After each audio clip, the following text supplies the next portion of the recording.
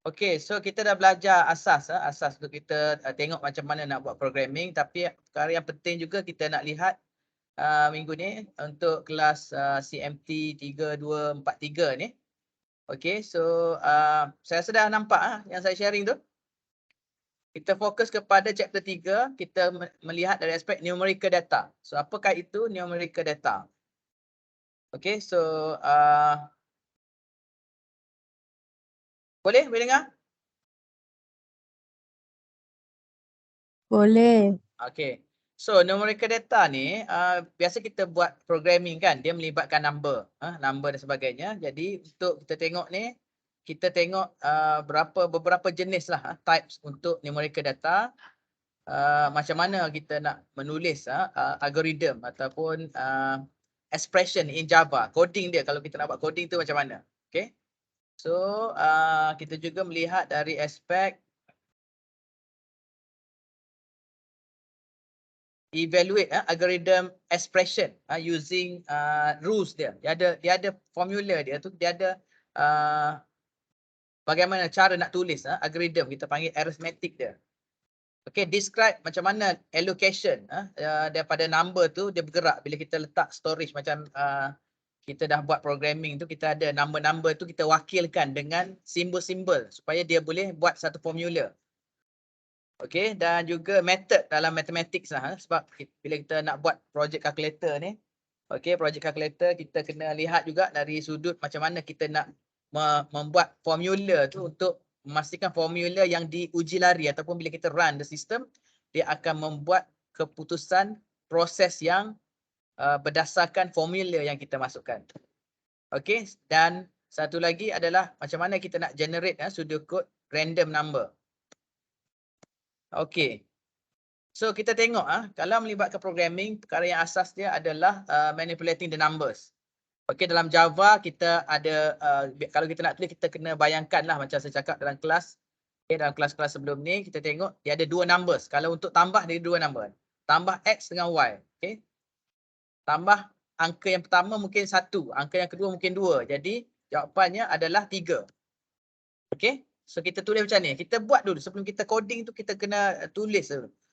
Dia panggil pseudocode ataupun skeleton kepada formula tersebut.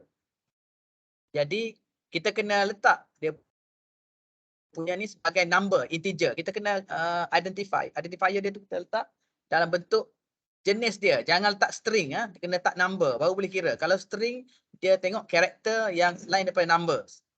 Okey, integer. So ini cara kita tulis.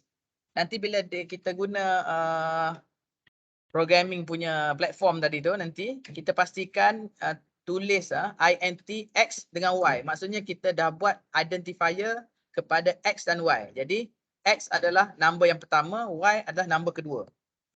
Okey? Ataupun kita boleh buat sama juga macam ni. Ini cara coding dia. Okey? Kena ikut betul-betul syntax dia. Dia panggil tata bahasa ni adalah syntax dia. Okey? Seterusnya adalah variables. Okay, variable ni adalah how we declare the memory space in allocation to store and to value of x and y. Okay, so kita panggil dua number ni x dan y ni adalah variable. Okay, dan variable has three properties. Okay, satu kita ada untuk kita programkan. Okay, x tu dalam bentuk memory location to store the value. Kita buat macam rumah dia lah, rumah dia. Macam mana kita nak letak number tu sebelum pengiraan dilaksanakan. Macam bakul lah, kita ada bakul tu X, kita tak tahu X tu number apa, 1 hingga 9, 1 hingga 10 apa. And bakul satu lagi adalah Y. Y tu mungkin number between 1 hingga 9 hingga 10 dan berapa saja number. Jadi kita dah ada bakul-bakul dia untuk dia ambil data tersebut sebelum dia buat pemprosesan ataupun pengiraan. Itu kita kata memory location to store the value. Yang kedua adalah type of data kita store. Kalau kita buat types yang bukan numbers, dia tak boleh buat calculation sebab jenis dia berbeza. Okay. Kalau kata dia masukkan karakter, katakan X tu dia masuk A. Jadi A dia tak boleh buat calculation untuk tambah dengan B. Jadi dia mesti kita kena declare as a numbers, as a variable. Number. Jadi number dia kita boleh buat calculation. Okay, then the name used refer to the memory location. Jadi kita boleh rujuk bila nak buat programming nanti, kita boleh ambil bakul-bakul ni untuk kita reprogram balik. Macam mana algoritma ataupun formula yang kita ingin bagi arahan kepada sistem ataupun komputer tersebut. Ini cara dia. Okay, sample variable declaration. Tiru je macam ni. Bila nanti you buat programming nanti, ikut arahan dan cuba tiru saja ni apa yang berlaku. Para pelajar boleh buat eksperimen nanti dalam tutorial. Okay. Dia ada beberapa jenis numerical data types. Ada 6 numerical data type. Ada byte, short, integer, long, float and double. So apa perbezaan untuk setiap ni? Okay. Kita tengok. Ini integer. Integer can be I, J or K. Maksud dia nama kepada integer tersebut. Tadi X and Y. Okay. Yang ni kita boleh namakan dia sebagai I, J atau K. Tapi dia still mewakili numbers. Sebab data type dia adalah numerical data type. Okay, kalau float, float biasanya kita boleh letak number 1 atau number 2. Float ni biasanya dia ada perpuluhan. Okay, perpuluhan yang mungkin panjang. 1.333 macam tu. Okay, kalau long integer pun, big integer long dia mungkin ada banyak karakter. Katakan integer dia lebih daripada 2 karakter. Katakan 19, 100, 1000. So itu long. Kalau double dia 2 saja. Okay. So cara kita tulis adalah integer count 10, height 34. Ni nanti boleh buat eksperimen nanti masa buat tutorial tu nanti. So ini contoh macam mana kita store the value of the data type precision. Okay, ini contoh boleh rujuk sebelum kita membuat declaration kepada setiap byte, setiap jenis data type. Okay. So syntax dia macam ni. Okay, syntax dia macam ni. Kalau kita tengok, the syntax is variable. Ini maksudnya open lagi lah. So cara kita tulis, example dia adalah tadi. Kita tengok syntax tadi. The syntax is variable and expression. So maksud dia kat sini, kalau kita tengok sum ni, example. Sum ni adalah tambah sebenarnya, sum. Tambah maksudnya, number yang pertama akan tambah dengan number kedua. Dia akan jawapannya adalah sum. Okay, kalau average, number pertama akan tambah number kedua dan ketiga akan dibahagi dengan 3. So kita letakkan formula tu dalam statement. Okay, so dalam statement tu ada formula dan komputer akan, kita seolah-olah memberi arahan kepada komputer untuk membuat pengiraan tersebut. Okay, untuk kita dapat average. Okay, so kena tulis AVG ni. Okay. So ini adalah kaedah primitif data declaration assignment. Boleh tiru je nanti dalam platform nanti. Mungkin boleh tengok macam mana nak buat declaration identifier dan juga contoh output. Kalau tengok sebelah ni state of memory adalah contoh output yang bakal dikeluarkan, tapi kod dia adalah sebelah kiri yang ada kod ni. First number, second number dan sebagainya. Okay. Kita boleh buat juga cara lain. Okay, integer number variable allocated in the memory. Maksud dia kita allocatedkan number tersebut dalam memory tersebut. Okay. Dan ini contoh-contoh dia. Nanti para pelajar kena praktis. Macam mana pun kena praktis. Kalau tak praktis, sebab programming ni kita lebih kepada try and error dan juga practice make perfect. Sebab bila kita tak biasa guna, kita tak tahu nak coding, kita memang akan rasa hiccup sedikit lah. Maksudnya kita dah tak apa-apa cekap. Okay. So dalam tutorial tu nanti please memang kena buat latih to be dan buat reflection journal tadi tu. Apa yang dipelajari dalam minggu ni. Okay. So ini contoh juga macam mana kita nak tulis how to assign the object. Okay, kita dalam code kita akan assign exactly macam ni. Okay, sama macam yang saya tunjuk ni. Exactly the same like this. Okay. Okay, and then nampak ke saya? Apa? Tak payahlah tak nampak. Okay. Boleh dengar? Okay, boleh Okay, so kalau kita nak tengok memory bila kita assign the object, okay, kata customer. Maksudnya customer kita dah ada state of memory, kita dah ada memory customer tersebut. Kita tak tahu lagi data apa yang ada dalam customer tu. Okay, customer mungkin number of customer ataupun bilangan customer yang ingin kita rekodkan. Okay, new customer adalah is a B ya. The reference to the new object is assigned to customer. Tadi kita allocate memory. Ini data kepada memory tersebut. Okay. Dan yang C adalah reference to the object, another to override the reference in the customer. Maksudnya kita boleh tambah. Okay, kita assign new customer every time new customer tu ada. Okay. Ni pun sama. Okay, para pelajar boleh rujuk nanti. So untuk sesi ni yang paling penting para pelajar kena tahu ada beberapa jenis data type yang seperti saya nyatakan tadi. Okay, yang kita panggil reference of data type. Okay, yang ni. Dan operator. Okay, kita ada operation, maksud dia kalau tanda plus untuk tambah, addition, tanda tolak untuk subtraction, tolak, multiplication kena letak star. Okay, simbol star kalau dalam Java. Kalau division, simbol macam slash macam tu. Dan module division, kita letak percentage. Maksudnya setiap habis statement, kita letak percentage, then dia akan proceed to the new module. Okay, for example, how to apply this arithmetic operation. Kita tengok X plus Y. Okay, value sebenarnya kalau kita assume the value X is 10, Y is 7, jawapannya adalah 2.5.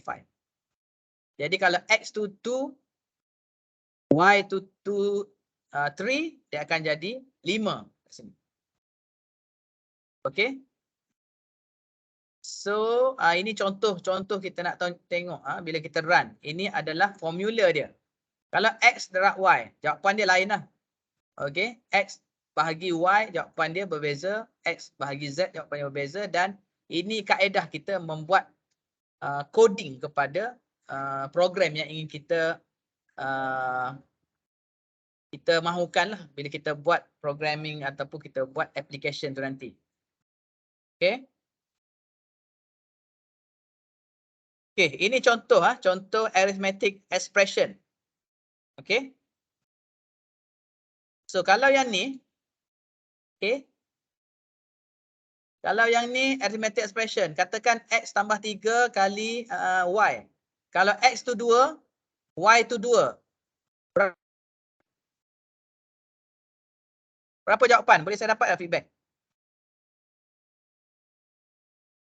Boleh tak? Kalau X tu 2, Y tu 2. No, X tu 2, Y tu 3. Cepat. Boleh tak bagi respon? Nak check logik ni. Boleh? X tu 2, Y tu 3. Berapakah jawapan kepada arithmetic expression ni? 5. 5. Biar ke? X tu adalah 2. Okey, Y tu adalah 3. Berapa jawapan dia? 8. Betul ke ada? Okey, kita tengok tadi kan, saya dah tunjuk tadi. Kalau multiplication ni kali sebenarnya. Okey, addition adalah plus tadi. So kalau yang ni, macam mana? 11. X tu berapa? 15. 50? 15? Okey, kita kat tengok. X tu 2. 2 tambah 3. Tapi dalam rules mathematics kali tu kena buat dulu. Walaupun tidak dinyatakan dalam kurungan. Jadi Y tu adalah 3. Jadi 3 kali 3 adalah 9. Betul tak? Betul? Betul. 9 tambah 2. Berapa? 11. So maksudnya 11. Nanti kalau kita buat expression, dalam output tu nanti pastikan jawapan dia ada 11. Jangan jawapan dia lain daripada 11. Okey? Kena ikut precedence rules. Okey, nanti boleh rujuk.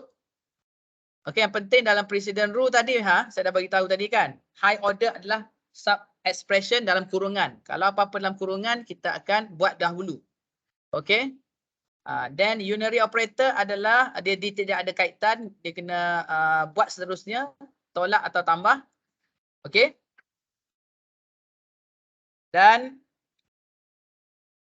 nampak tak saya? Tak nampak?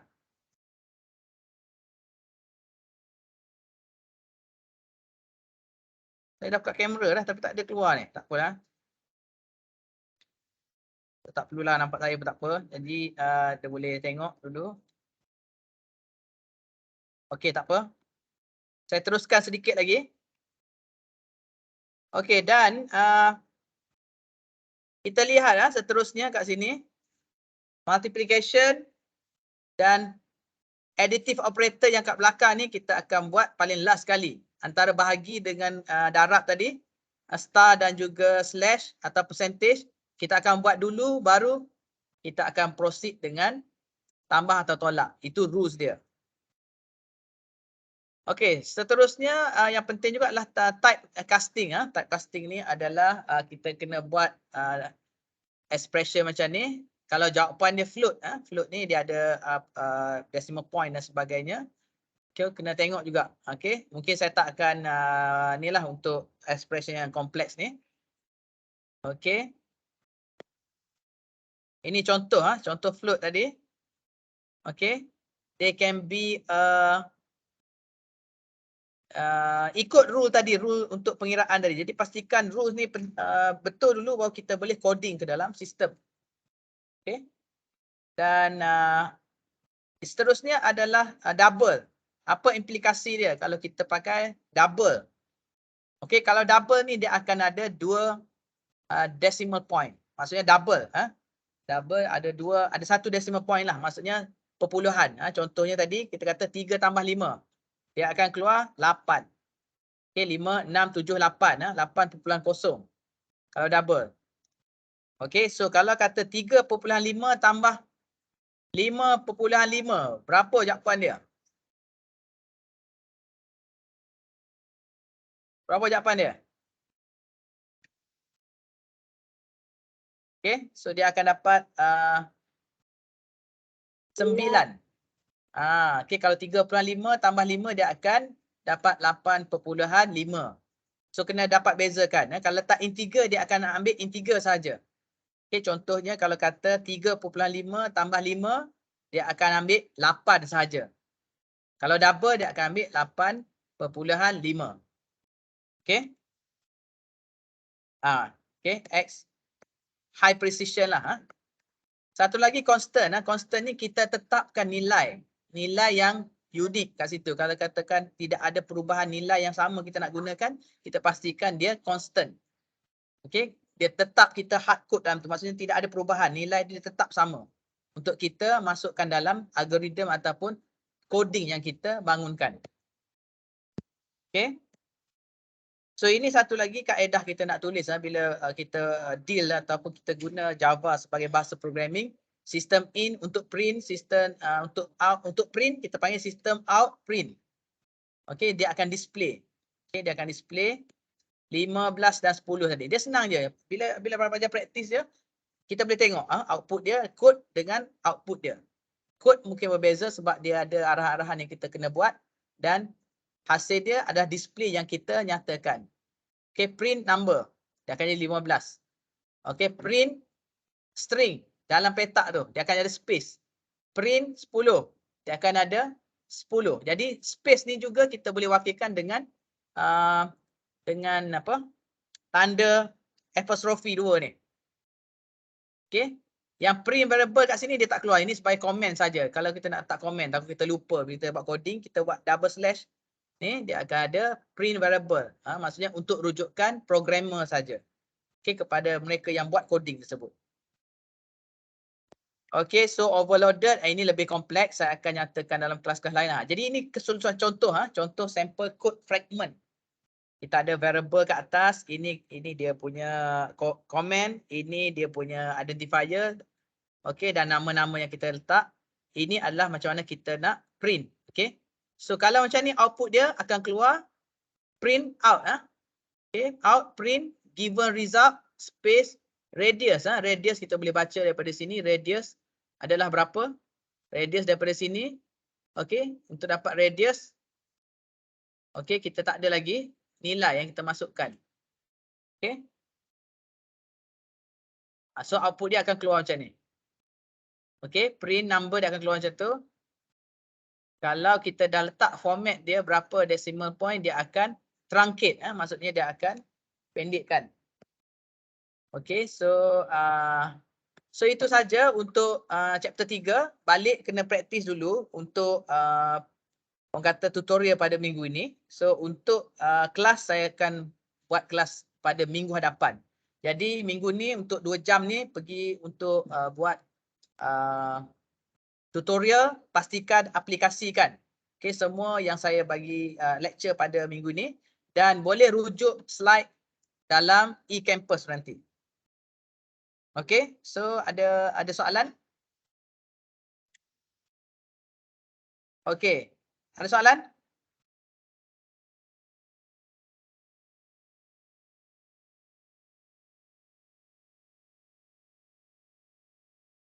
Okay, ini dia banyak lah. So saya rasa para pelajar boleh go through dulu yang ni. Nanti kalau ni kita akan sambung lagi minggu hadapan. Sebelum tu boleh scan kehadiran kelas lecture di e-campus. Saya dah letak upload kehadiran QR code untuk lecture dan juga tutorial. So then kalau boleh saya nasihatkan untuk scan tutorial tu di akhir petang lah. Kelas kita mula awal dan untuk tutorial kita akan scan di akhir kuliah tu nanti. Masa mungkin dalam petang ke nanti. So kalau tak ada apa-apa, kita boleh berakhir di sini. Ada soalan? Ada soalan?